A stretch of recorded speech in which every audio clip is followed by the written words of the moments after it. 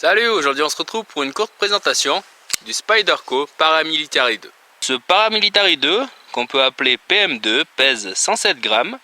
On est sur 12,2 cm une fois replié et 21 cm une fois ouvert de la pointe jusqu'au bout du couteau. On a 8 cm de tranchant et un acier inoxydable CPM S30V. Sa lame a une émouture plate totale, on n'a absolument aucun angle du dos de lame jusqu'au fil. Le fil est un fil en V.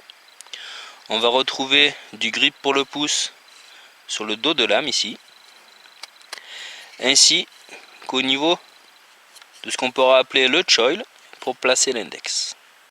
Son manche est en G10 texturé, donc qui est disponible en plusieurs coloris, ici en camo. On va avoir un grip qui n'est pas du tout agressif sous le doigt, mais qui a vraiment une très bonne accroche. Donc quelque chose d'efficace et d'agréable. Pour sa visserie, on est sur de la visserie Torx.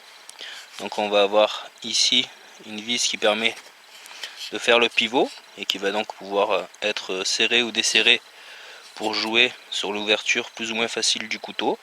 Donc ici dans la vidéo, ça sera avec un réglage d'usine. On va retrouver de la visserie encore Torx ici qui vont maintenir ces deux pièces là qui vont écarter les deux plaquettes. Et sur le bout, on va retrouver cette pièce qui constitue en fait le tube pour placer la dragonne. Les petits trous qu'on peut apercevoir de ce côté ici et là sont en fait pour y placer le clip ceinture. Donc c'est un clip ceinture avec la finition polie ici en inox qui va être placé à l'aide de 3 vis également Torx. Donc on va pouvoir le mettre à sa convenance. Donc d'origine il est placé sur le haut. Moi pour mon port quotidien je préfère l'avoir dans ce sens, comme on le verra tout à l'heure dans ma poche. Sur le clip on va avoir l'araignée du logo de Spyderco qui va être gravée. Ensuite on va retrouver ici les signatures ainsi que cette inscription qui montre que le couteau a été fait aux USA.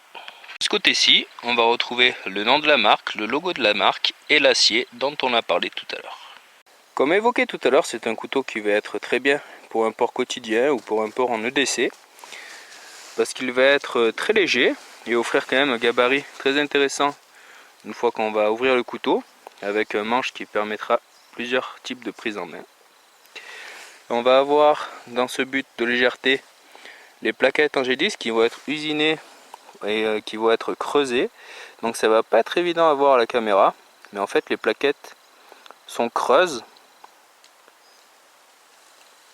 et on va avoir l'insert métallique, le squelette du couteau qui va être inséré dans le creux des plaquettes. Donc on va avoir quelque chose qui est orienté vraiment pour être très léger et porté sans causer de gêne. On va avoir également la pièce en acier à l'intérieur qui va être évidée, encore une fois pour gagner en légèreté. Donc on a une structure qui est solide entre le métal des inserts et le G10 qui est une matière vraiment très résistante. On va retrouver ce système de compression lock dont on reparlera un petit peu après. Au niveau de l'utilité du couteau, donc ce ne sera pas vraiment un couteau qui va être fait pour être une lame principale dans les bois. Ça va être quelque chose, si on le prend dans la forêt, qui va être une lame secondaire, qui sera là pour compléter une lame fixe, qui sera beaucoup plus solide et sur laquelle on pourra vraiment venir compter ou taper, bâtonner, etc. Donc c'est clairement pas un couteau qui va être fait pour les grosses tâches et le bâtonnage. On peut retrouver ici une pointe qui est vraiment très fine. Donc on va avoir quelque chose qui va pas être vraiment très résistant au choc. Et ça n'est pas fait pour. Ça va être plus une pointe qui va être faite pour vraiment venir perforer facilement. Si on a par exemple quelque chose à ouvrir, qu'on doit rentrer dans une matière, on va pouvoir le faire très facilement avec cette pointe qui est vraiment effilée. On va avoir la lame en elle-même qui est assez épaisse. Donc on pourrait venir taper là-dessus. J'ai déjà vu des tests de personnes qui viennent par exemple faire du petit bâtonnage avec. Mais dans l'absolu, ça reste un pliant même si le système de fermeture est vraiment très efficace, donc c'est quelque chose qu'il va falloir éviter. Donc dans la forêt, ce sera plus une lame secondaire Ensuite au quotidien ça va nous permettre d'ouvrir tous les paquets, les colis, les cartons, découper tout ce qu'on aurait à faire. Et également pour la cuisine, ça va être très intéressant de venir faire la cuisine avec dans la forêt et même à la maison. Donc j'ai couteau de cuisine exprès, mais je viens souvent me servir de celui-ci. L'acier inoxydable ne va pas marquer et on va avoir quelque chose de très efficace au niveau de son émouture plate qui est quand même fine, qui va très bien pénétrer dans la matière sans trop l'écarter. Pour son système de verrouillage, on va être sur quelque chose de haut de gamme.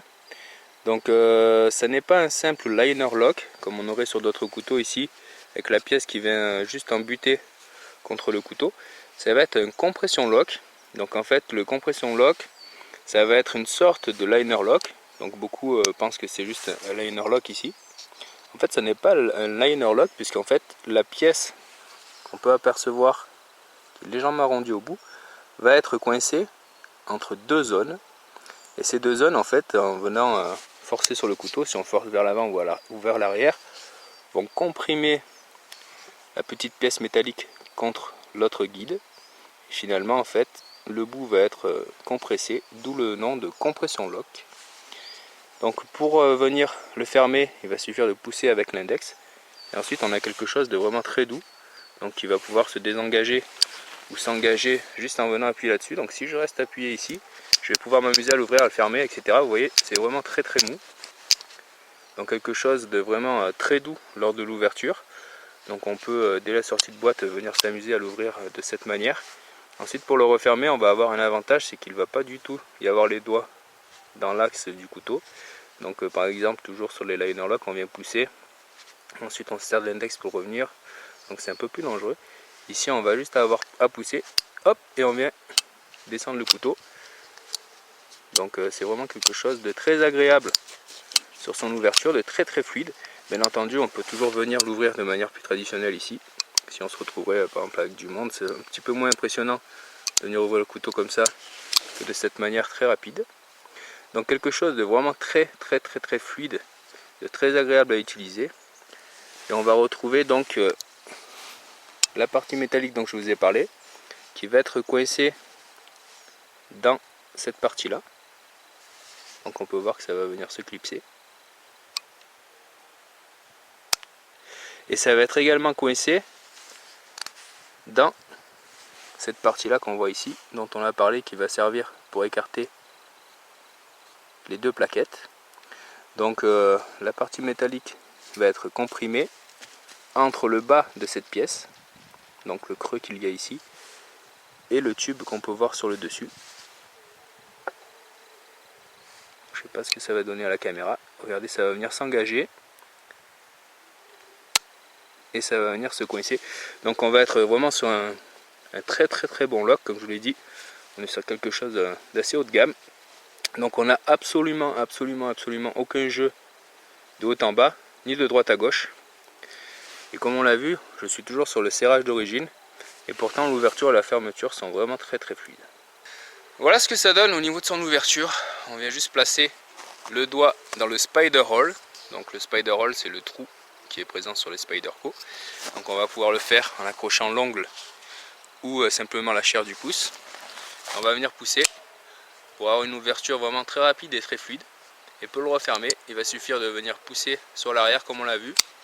Je l'ouvre et je le ferme. Donc une manipulation à une main qui est vraiment très très agréable.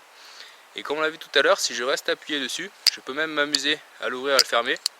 On peut voir qu'il y a vraiment quelque chose de très très très fluide. Pour sa prise en main, on va être sur quelque chose qui est agréable. Donc on va avoir le rebord des plaquettes qui ne sera pas saillant. Donc on va avoir quelque chose qui tombe bien en main. Une bonne ergonomie ici. On va pouvoir placer le pouce sur le dos de lame ici, avec ce retour là plus le grip. Donc on a vraiment le couteau qui est très très bien ancré en main. Le clip ceinture ne vient pas gêner lors de l'appréhension. Et si on a besoin, on va pouvoir se rapprocher encore un petit peu pour les tâches plus fines, avec cette partie que j'ai appelée tout à l'heure le choil. On va pouvoir également faire les coupes de cuisine de cette manière. Donc le couteau tombe vraiment très bien en main pour les tâches qu'on aura à faire au quotidien. Voilà un petit peu ce que ça pourrait donner sur cette branche. Donc pour venir enlever les petites sections ici. Donc pour ce travail là on va avoir aucun souci de tranchant, d'efficacité ou de confort.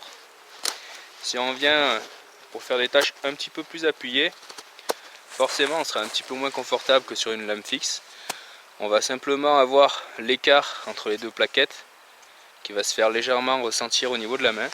Mais si on a à venir travailler comme ça de manière occasionnelle dessus, si par exemple on fait une petite balade en forêt et qu'on a que ce couteau, on peut venir se constituer des pointes, travailler sur toutes les tâches un petit peu classiques. Donc pour ça on va avoir un tranchant qui est vraiment très très bon. L'acier tranche vraiment très bien. Donc on va pouvoir faire les tâches de type classique de couteau avec le PM2. Sans souci, on va pouvoir par exemple venir écorcer les branches, ce genre de choses. Après ce n'est pas encore une fois un couteau qui va être fait pour venir faire des tâches lourdes avec. Mais pour ce type de travail, sur le bois on est vraiment très efficace. Hormis, je vous le rappelle, un très léger inconfort qui n'est pas dû à ce modèle spécifiquement, mais un petit peu plus au pliant, dû à l'écart de ces deux plaquettes.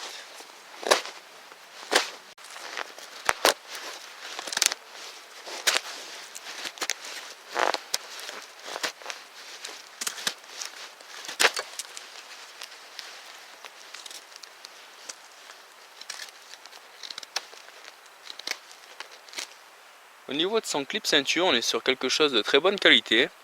Donc à titre de comparaison, j'ai un Spyderco Delica 4 qui offre un petit clip qui est vraiment de piètre qualité comparé à celui-ci, qui a tendance un petit peu à bouger, à se desserrer. Et on va avoir une tenue qui est vraiment très moyenne. Ici on a une très bonne tenue. On a le clip qui remonte ici pour laisser passer la ceinture, le rebord de la poche, etc. Et ensuite on va venir s'accrocher sur le rebord de la couture, le rebord de la ceinture, peu importe, et on aura une sorte de non-retour grâce à cette forme qui va venir s'incurver ici. On va pouvoir cependant venir le retirer très facilement et le placer également très facilement. Donc voilà, moi de manière générale, je le porte à droite ici et je viens pousser. Donc on l'a vu, il n'y a pas besoin de forcer ou quoi que ce soit pour que ça vienne s'enclencher. Pourtant on va avoir une bonne tenue du clip ici. Donc on va avoir juste le haut du couteau qui ressort de la poche et ensuite ce petit passant poli. Donc j'ai pu lire que certaines personnes trouvaient que c'était pas très discret d'avoir le clip brillant. Pour ma part ça ne me gêne pas. Ensuite pour venir l'enlever, j'ai mis un petit élastique au niveau du passant dragon pour faciliter un petit peu l'extraction. On vient tirer dessus et on l'a à disposition. Donc pourquoi est-ce que j'ai placé le clip ici? Tout simplement parce que c'est dans cette configuration que je l'utilise le plus. Lorsque je vais venir le sortir, je l'aurai direct en main pour l'ouvrir. Bien entendu, ça va fonctionner un petit peu sur toutes les poches. Je vais venir par exemple le mettre sur ma veste ici. Donc un couteau qu'on ne verra pas, qui pourtant sera accessible et disponible immédiatement pour s'en servir. Au niveau de la qualité générale du couteau et des finitions, on est sur quelque chose de vraiment très soigné. On va avoir par exemple le couteau qui est très bien centré au milieu des deux plaquettes. On n'a aucun souci d'accroche ou de finition sur le G10, sur la visserie. On va avoir le clip qui est vraiment très propre. Ça va être pareil au niveau de la lame. Absolument rien n'est laissé au hasard. On est sur quelque chose de très bien fini sur chacun de ces millimètres. Voilà pour cette petite vidéo de présentation du Paramilitary 2, en espérant que cette vidéo vous ait plu ou ait pu vous servir. Merci et à bientôt.